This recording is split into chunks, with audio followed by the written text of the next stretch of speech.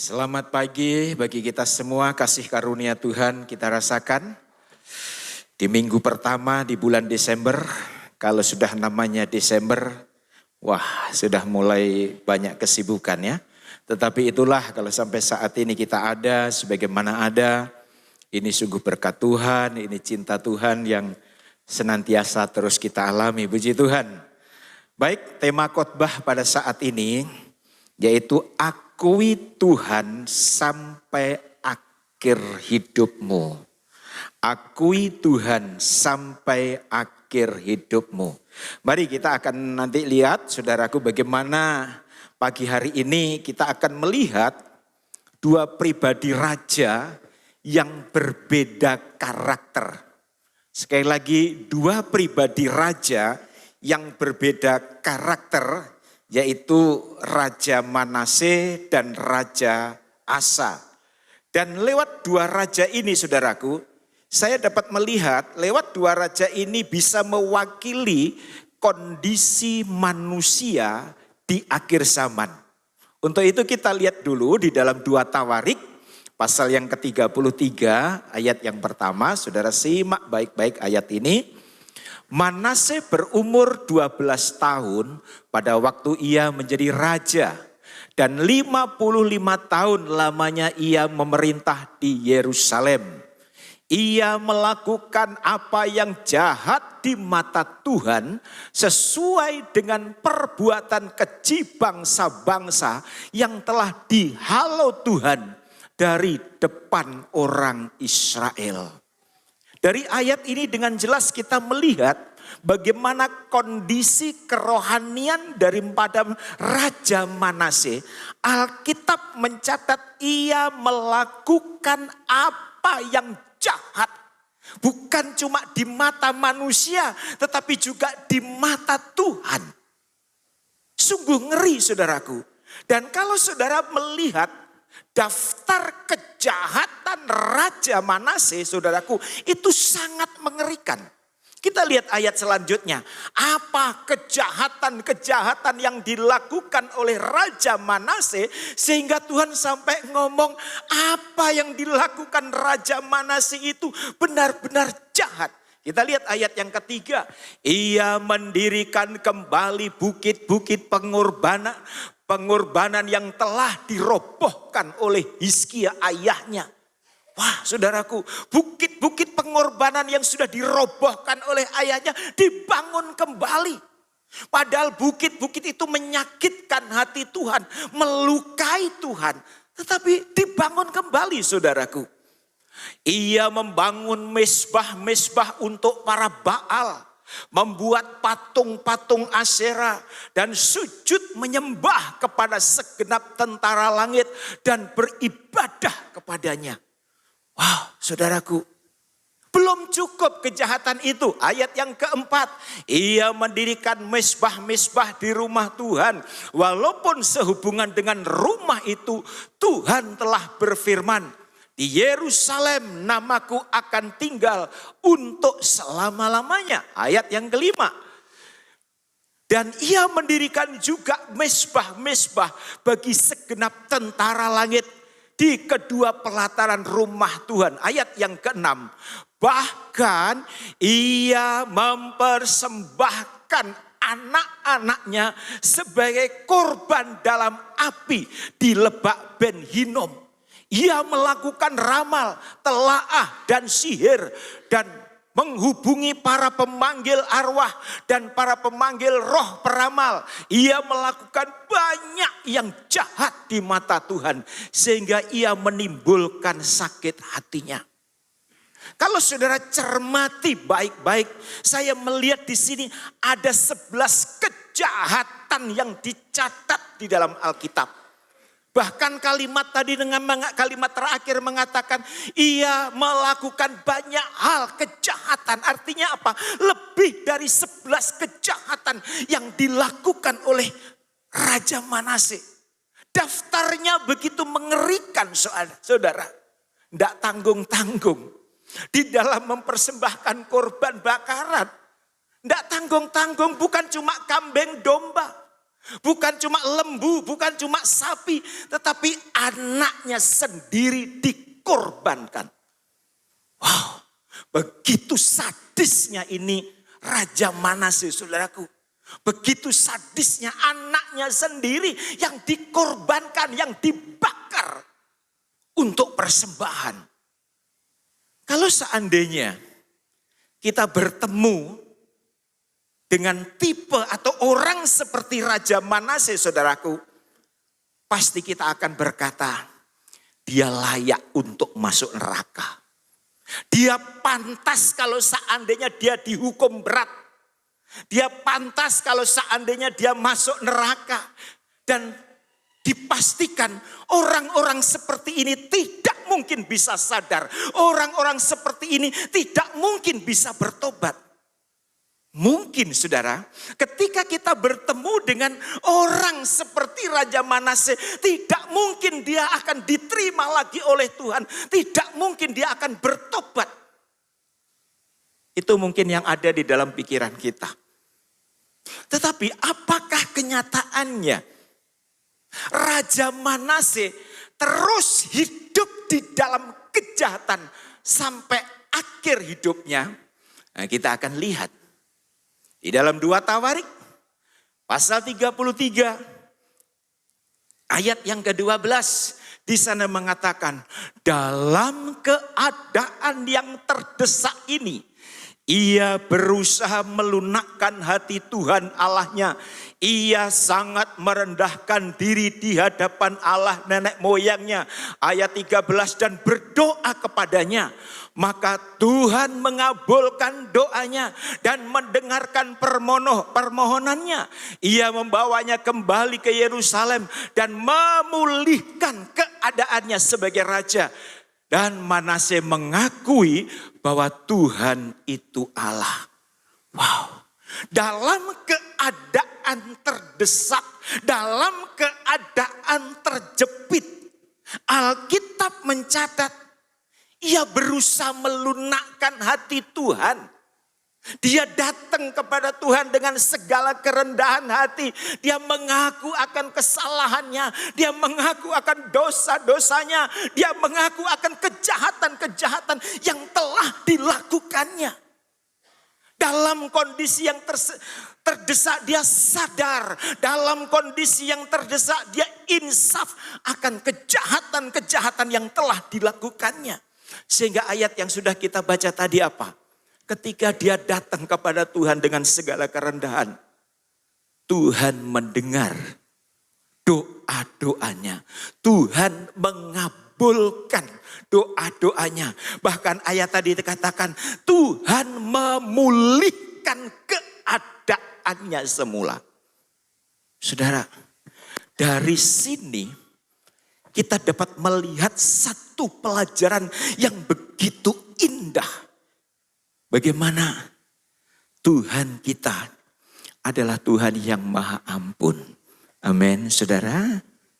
Saya yakin dan percaya kejahatan kita, kalau kita mau jujur, maaf, bukan kita menyombongkan diri. Kejahatan yang telah kita lakukan pasti tidak sebanding dengan kejahatan Raja Manase. Saya belum pernah mendengar sejelek-jeleknya, sekurang-kurangnya kita, sejahat-jahatnya kita tidak pernah mempersembahkan anak kita sebagai korban bakaran, tidak pernah, saudaraku. Tetapi kita lihat Raja Manase begitu jahat.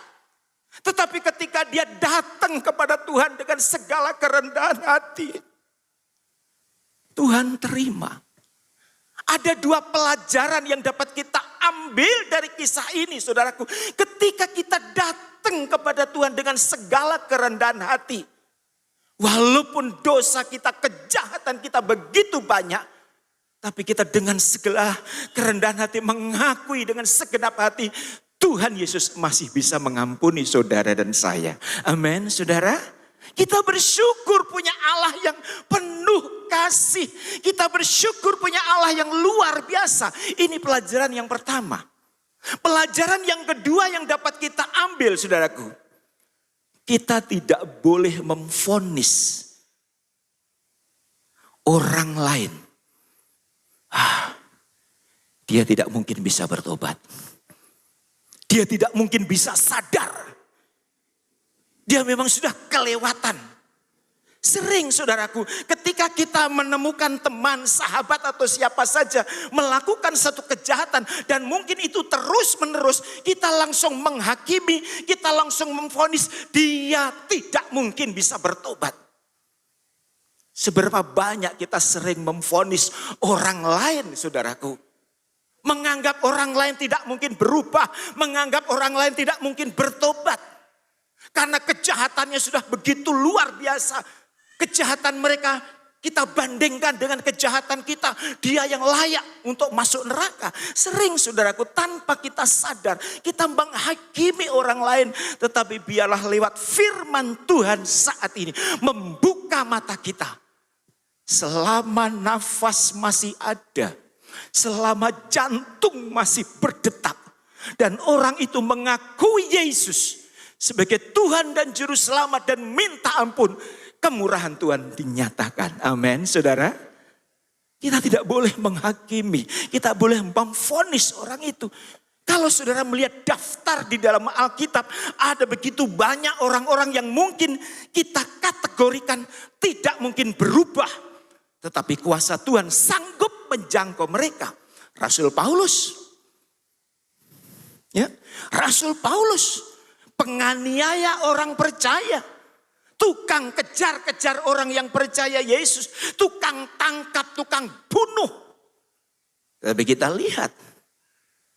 Lawatan Tuhan. Jamahan Tuhan. Kasih Tuhan.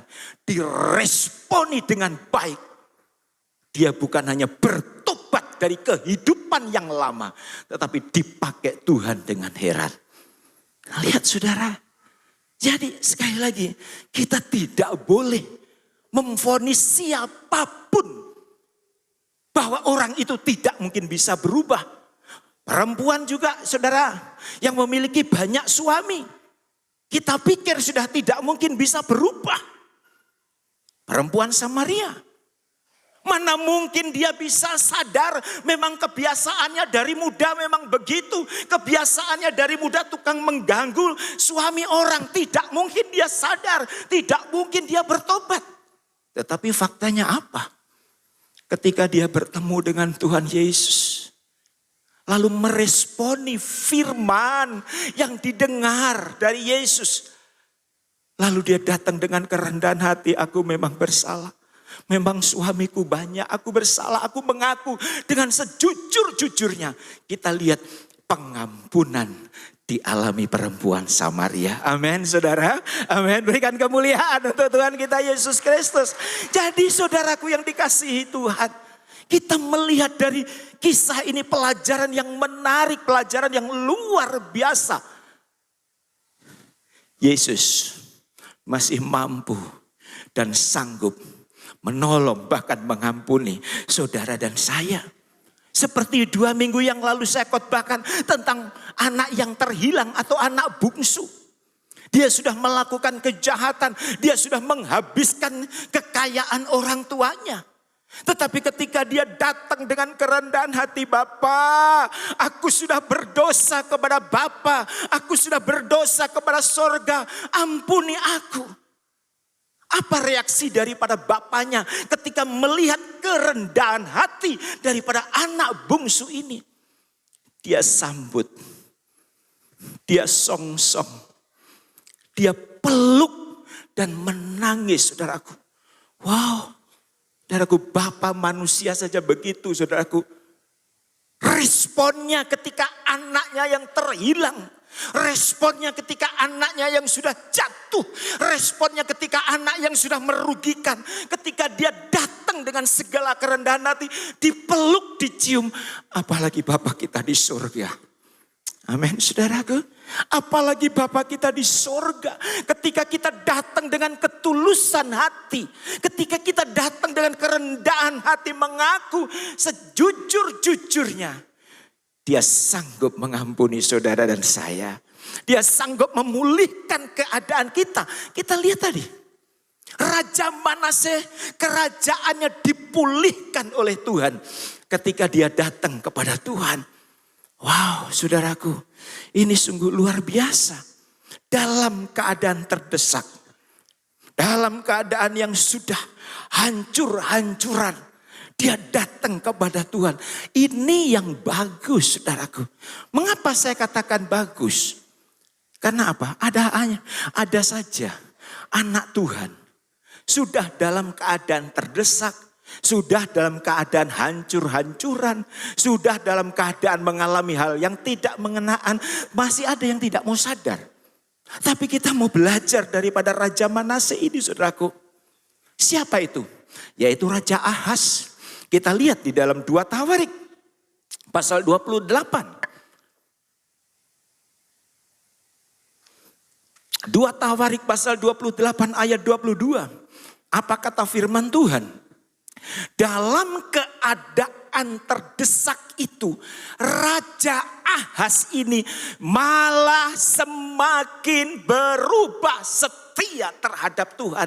Berbeda dengan Raja Manase, saudaraku. Sama-sama terdesak. Sama-sama babak belur. Sama-sama dalam tekanan. Tetapi Raja Manase ketika dalam keadaan terdesak, dia merendahkan diri. Serendah-rendahnya mengakui akan keberadaannya. Tuhan angkat, Tuhan pulihkan Raja Manase. Tetapi Raja Ahaz juga terdesak. Bukannya merendahkan diri, tetapi justru Alkitab mengatakan malah semakin berubah setia terhadap Tuhan. Ayat 23. Ia mempersembahkan korban kepada para allah orang Damsyik yang telah mengalahkan dia. Pikirnya yang membantu raja-raja orang Aram adalah para allah mereka. Kepada mereka lah aku akan mempersembahkan korban supaya mereka membantu aku juga. Tetapi allah-allah itulah yang menjadi sebab keruntuhan bagi dia yang bersama-sama dengan dia bagi seluruh Israel. Ini saudaraku, ayo jangan sampai ketika Tuhan izinkan kita mengalami sesuatu, kita justru seperti Raja Ahaz. Malah semakin berubah setia, malah semakin jauh daripada Tuhan. Kalau kita semakin jauh dari Tuhan, saudaraku, yang dekat kuasa kegelapan. Amin, saudara. Kalau kehidupan kita semakin jauh daripada Tuhan, saudaraku. Karena apa? Sudah sering saya katakan dari tempat ini. Ini seandainya saya gambarkan kita ini posisinya di tengah, saudaraku. Ada 2 kekuatan yang saling tarik menarik, saudaraku. Ada 2 kekuatan, yang satu kekuatan roh Allah dan yang satu kekuatan kegelapan. Dia berusaha menarik saudara. Ketika kita mendekati Allah, otomatis kita jauh dari kuasa kegelapan. Tetapi ketika kita mendekati kegelapan, kita akan semakin jauh dari Tuhan. Ayo saudara. Ketika Tuhan izinkan Raja Ahaz mengalami masalah. Karena adalah Raja Israel yang akan berperang melawan dia, dia tidak datang kepada Tuhan sebagai sumber penolong. Tetapi dia justru melakukan hal yang tidak baik. Wow, saudaraku, biarlah ini menjadi pelajaran bagi kita ya. Ini menjadi pelajaran bagi kita. Kita belajar dari seorang raja yang namanya Raja Ahaz. Jadi kita tidak boleh memvonis seseorang, tidak mungkin bapakku bertobat, Om. Tidak mungkin suamiku bertobat, Om. Tidak mungkin istriku bertobat, Om. Tidak mungkin tetanggaku itu bertobat, Om. Dia sudah jahatnya sampai ke langit. Saya kasih tahu dari tempat ini. Selama dia masih ada nafas, tangan kasih Tuhan masih bisa merubah orang itu. Amin, saudara. Amin, saudara. Tangan kasih Tuhan masih bisa merubah orang itu. Contohnya kita sendiri, kalau kita mau jujur semuanya, saudara-saudara yang ada di bawah termasuk saya sebagai gembala, semua saya yakin tidak ada yang punya latar belakang baik. Tetapi kekuatan kasih Tuhanlah yang merubah kita sampai saat ini. Amin saudara. Sempurna belum. Tetapi lewat firman yang setiap saat kita dengar. Itulah yang mengikis kita. Memperbaiki kita dari hari ke sehari. Tinggal tergantung respon kita.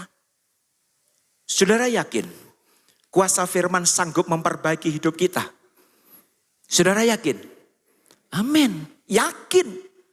Tetapi kalau kita sendiri menutup diri, kalau kita sendiri tidak mau dirubah, Yesus tidak bisa apa-apa. Walaupun Yesus itu adalah Allah yang maha kuasa, tetapi kalau kita menutup diri tidak mau berubah, kita juga tidak akan berubah, saudaraku. Ayo. Sekali lagi, kalau mungkin selama ini tanpa kita sadar kita suka memvonis orang lain, tidak mungkin bisa berubah. Firman Tuhan datang kepada kita. Jadi Raja Manase awalnya melakukan hal yang jahat. Tetapi ketika dia merendahkan diri, minta ampun, Tuhan pulihkan kondisi Raja Manase. Sekarang kita akan lihat bagaimana Raja Asa. Di dalam 2 Tawarik pasal 14 ayat yang kedua.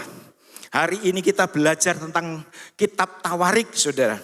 Di dalam 2 Tawarik pasal 14 ayat yang kedua. Asa melakukan apa yang baik dan yang benar di mata Tuhan Allah. Ia menjauhkan mesbah-mesbah asing dan bukit-bukit pengorbanan. Memecahkan tugu-tugu berhala dan menghancurkan tiang-tiang berhala. Ia memerintahkan orang, saudara luar biasa. Ia memerintahkan orang Yehuda supaya mereka mencari Tuhan Allah nenek moyang mereka dan mematuhi hukum dan perintah. Wow, saudara, luar biasa ini Raja Asa, saudaraku. Ia melakukan hal yang baik. Dia begitu setia beribadah. Dia begitu setia mendengarkan firman Tuhan. Tugu-tugu berhala dihancurkan. Dan itu belum cukup. Dia memerintahkan orang-orang Yehuda untuk mencari Tuhan. Wow. Kalau seandainya kita ketemu orang seperti Raja Asa, kita pasti berkata, dia pasti masuk surga. Dia orangnya baik. Tugu-tugu berhala dihancurkan. Dia memerintahkan orang-orang Yehuda untuk mencari Tuhan. Untuk mematuhi hukum dan perintah. Wow, dia pasti masuk surga. Tetapi saudara, kalau kita perhatikan. Di dalam 2 Tawarik pasal 16.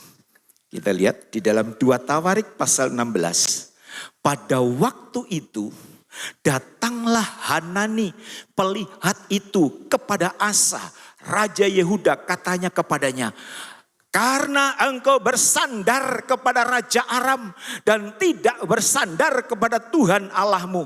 Oleh karena itu terluputlah tentara Raja Aram dari tanganmu. Kita lompat ayat yang ke-10. Maka sakit hatilah Asa karena perkataan pelihat itu. Sehingga ia memasukkannya ke dalam penjara. Sebab memang ia sangat marah terhadap dia karena perkara itu. Pada waktu itu Asa menganiaya juga beberapa orang dari rakyat. Wow, saudara. Raja Asa memulai dengan yang baik.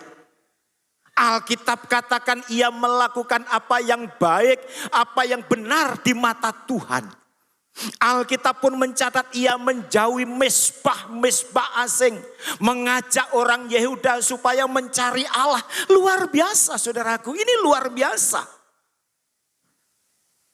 Tetapi kenyataannya Raja Asa tidak mampu mempertahankan kerohanian yang baik. Ini yang perlu kita perhatikan. Raja Asa tidak mampu mempertahankan kerohaniannya yang baik. Sehingga apa? Ketika diingatkan oleh hamba Tuhan, tidak baik seharusnya kamu ketika dalam keadaan terdesak, kamu datang kepada Tuhan, bukan datang kepada Raja Aram. Karena Tuhan itu penolong, karena Tuhan itu penjaga. Kenapa kamu datang kepada Raja Aram? Rupanya, saudaraku, teguran dari hamba Tuhan itu tidak diresponi dengan baik. Bahkan hamba Tuhan ini dimasukkan ke dalam penjara. Saudara, sangat mengerikan ya. Sangat mengerikan. Tuhan sudah ingatkan, mestinya sadar ketika diingatkan. Tetapi justru Hanani ditangkap dan dimasukkan ke dalam penjara. Raja Asa memulai rohaninya dengan baik. Tetapi diakhiri, tidak bisa mempertahankan rohaninya yang baik sehingga dia menjadi orang yang tidak baik. Ini menjadi pelajaran bagi saudara dan saya. Saudara, saya mau kasih tahu, target daripada iblis, dan ini memang Alkitab mencatat, sebelum Yesus datang kali yang kedua, yang pertama, akan ada kebangunan rohani besar-besaran. Amin, saudara. Orang yang kita tidak sangka, tidak mungkin bertobat, akhirnya bertobat terima Yesus. Saudara mungkin bisa lihat di YouTube bagaimana kesaksian saudaraku dari saudara kita. Akhirnya percaya Yesus. Tetapi tanda yang kedua, akan terjadi kemurtatan besar-besaran.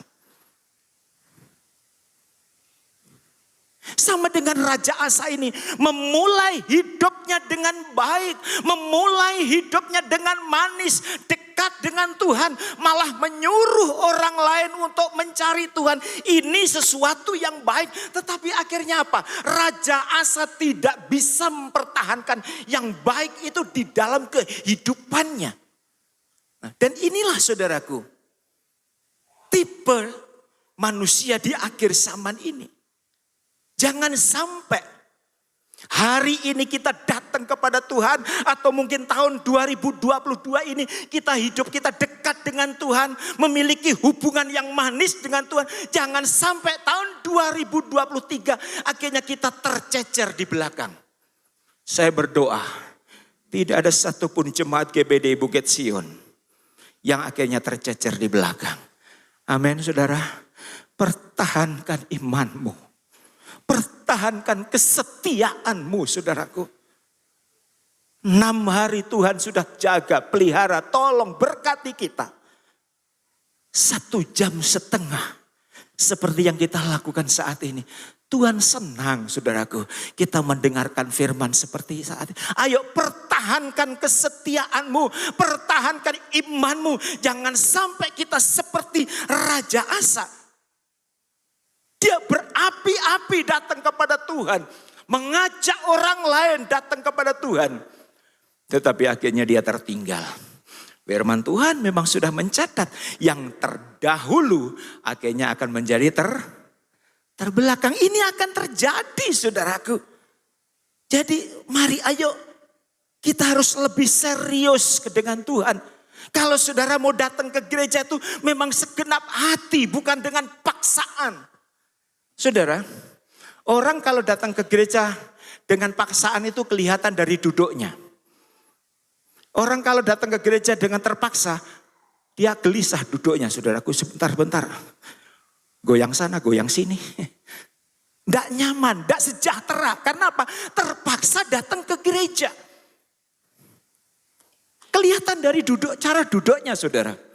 Tapi saya lihat dari depan, dari belakang, atas semua, saudara duduk dengan manis. Amin, saudara. Nah, ini yang luar biasa. Jadi mari, saudaraku. Jadi langkah awal yang baik itu sangat penting. Sekali lagi, langkah awal yang baik itu sangat penting. Tetapi langkah awal yang baik itu tidak ada gunanya. Langkah awal yang baik itu tidak ada artinya jika tidak disertai dengan langkah akhir yang baik. Saudara sudah mengawali minggu pertama di bulan Desember ini dengan baik. Pertahankan. Amin, saudara. Pertahankan karena kita tidak tahu kapan batas akhir hidup kita yang sering saya sampaikan di tempat ini. Kita tidak tahu. Ayo pertahankan kesetiaanmu, saudaraku. Pertahankan kesetiaanmu. Sehingga menjelang kedatangan Tuhan kali yang kedua, Tuhan mendapati kita setia di hadapan Tuhan. Amin, saudara. Menjelang kedatangan Tuhan kali yang kedua, Tuhan mendapati kita sementara memuliakan Tuhan. Memuliakan nama Tuhan, mengagungkan nama Tuhan. Saudara, ini luar biasa. Dan saya sangat bangga dengan saudara. Ayo pertahankan imanmu. Pertahankan kesetiaanmu. Pertahankan pertobatanmu. Pertahankan kerinduanmu untuk kepada Tuhan. Dan aku Yesus sampai akhir hidup kita. Aku Yesus, sekalipun ada banyak tantangan, sekalipun ada banyak tawaran, jangan sampai kita menyangkal Yesus. Di luar Yesus tidak ada jaminan keselamatan. Amin, saudara. Di luar Yesus tidak ada jaminan keselamatan, saudaraku. Coba kita lihat ayat yang terakhir ya. Kita lihat di dalam Kisah Para Rasul pasal 4 ayat 12. Dan keselamatan tidak ada di dalam siapapun juga selain di dalam Dia. Sebab di bawah kolong langit ini tidak ada nama lain yang diberikan kepada manusia yang olehnya kita dapat diselamatkan. Hanya Yesus.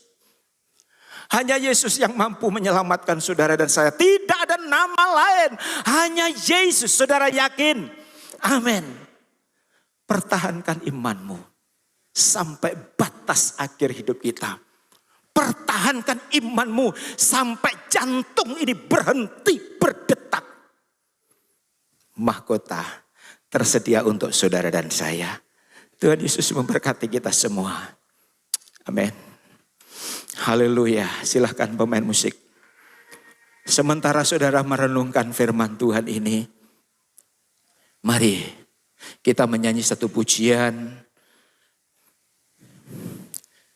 Dan kira pujian ini memberikan kekuatan juga bagi kita.